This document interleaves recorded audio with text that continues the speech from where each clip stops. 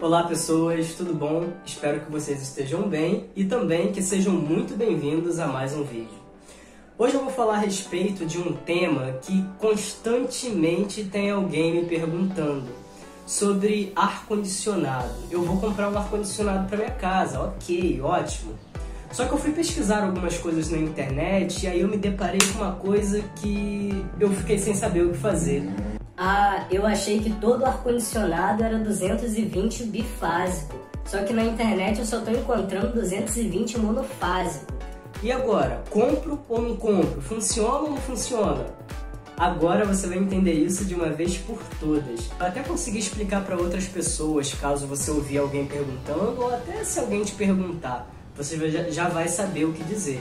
Então, não se esqueça de deixar o seu like e já ir se inscrevendo aí no canal para receber os próximos vídeos, fechou? Bom pessoal, se você tem alguma dúvida se o 220 tem que ser monofásico ou bifásico, ou que diferença isso faz, isso significa que a sua casa tem uma tensão de 127 volts. Mas vamos entender agora melhor se realmente faz diferença e que diferença é essa.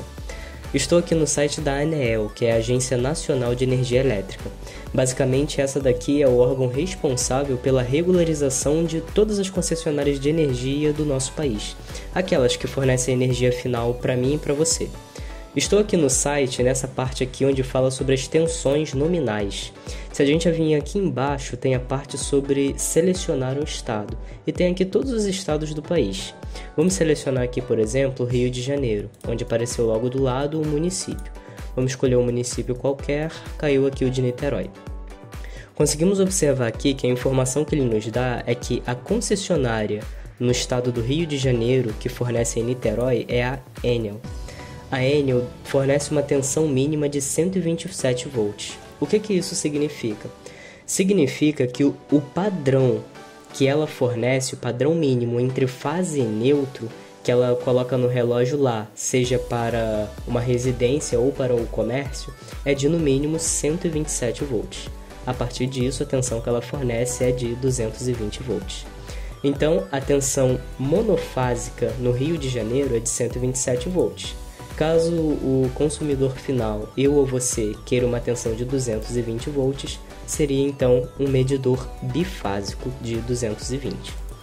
Vamos considerar aqui um outro estado, Piauí, que está logo acima do Rio de Janeiro. Vamos escolher um estado, um município qualquer. Conseguimos ver aqui que a concessionária que fornece energia nessa região é a Cepisa. E a tensão mínima que ela fornece ao consumidor final, seja ele comerciante ou residência, é de 220 volts. Caso ele necessite de uma tensão maior, essa concessionária fornece o valor de tensão de 380 volts. Nesse caso, a relação entre fase e neutro fornecida por essa concessionária, a tensão mínima fornecida é de 220 volts monofásico. Para a gente poder entender de uma maneira ainda melhor, eu fiz essa tabelazinha aqui que a gente consegue ter uma visão mais detalhada. A minha esquerda aqui, a gente consegue perceber que representa a concessionária do Rio de Janeiro, já do lado direito, a do Piauí. No Rio de Janeiro, quando a Enel fornece ao consumidor final uma fase, que é representada aqui pelo preto, e um neutro, que é representado pelo azul, é equivalente a uma diferença de tensão de 127 volts. Monofásico, porque é apenas uma fase. Já no Piauí, quando a concessionária, que no caso é a Cepisa, fornece ao consumidor final uma tensão monofásica, que é uma fase e um neutro, é equivalente a 220 volts monofásico. E se a gente quiser o 220 aqui no Rio de Janeiro? Então aqui eles precisam pedir um padrão bifásico, que seria bifásico 220. Aí é aí que começa a entrar a diferença, que a tensão entre fases no Rio de Janeiro é equivalente a 220. A relação entre fase e neutro no Rio de Janeiro é 127. E no estado do Piauí, a relação entre fase e fase já é de 220.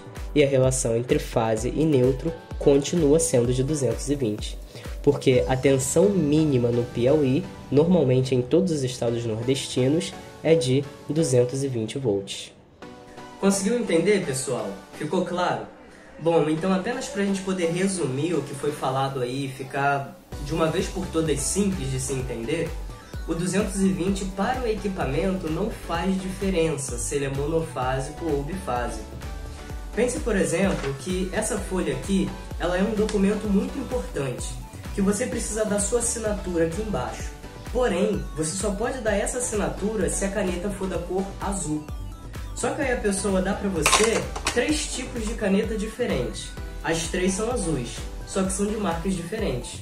Isso significa que uma caneta escreve mais grossa do que a outra e uma caneta tem uma tonalidade azul mais forte do que a outra. Isso impede você de assinar esse documento importante? Não, porque a característica principal para você assinar esse documento é que seja uma caneta de cor azul. A situação é bem parecida.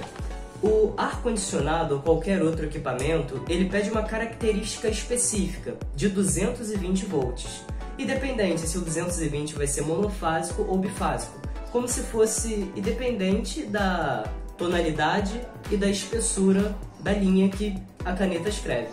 Mas por que então, quando eu entro na internet, alguns anunciam ar-condicionado monofásico e outros ar-condicionado bifásico? Novamente repetindo, porque depende da região.